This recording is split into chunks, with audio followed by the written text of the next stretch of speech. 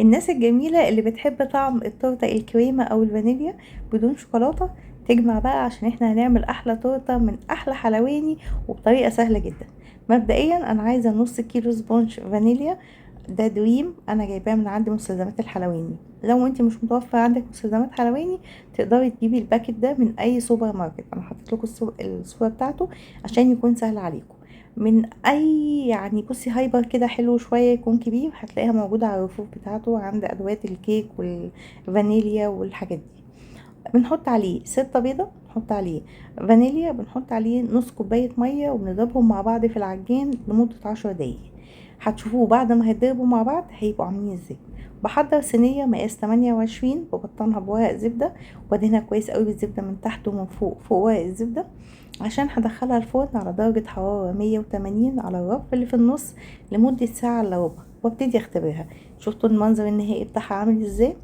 بعد ما اتضربت عملت الفوم ده من غير ولا محسن كيك ولا اي حاجة خالص، هو السبونج مع البيض مع الفانيليا مع المية.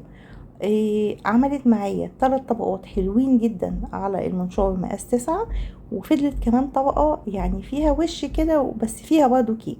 فانا شلتها كلها على جنب واستبعدتها، وبعد كده قلت انا هبتدي اقشر الوش بتاعها واخد الكيك اللي تحت اعمل منه اي كب عندي.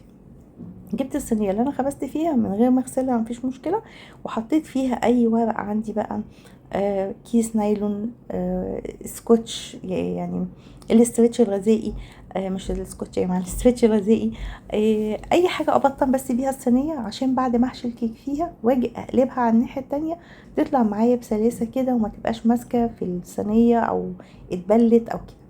مبدئيا انا بسقي الكيك بتاعي هنا الفانيليا بعصير الاناناس.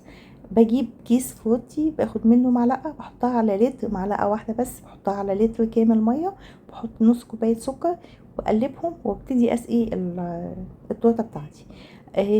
عصير الاناناس او طعم العصير بتاع الكمبوت، العلبه اللي احنا حشينا منها دي سواء اناناس او خوخ، آه، بيكسر التسكيرة اللي بتكون موجودة في التورتة والكريم شانتيه والكلام ده كله، بيديها طعم حلو كده مزازة شوية.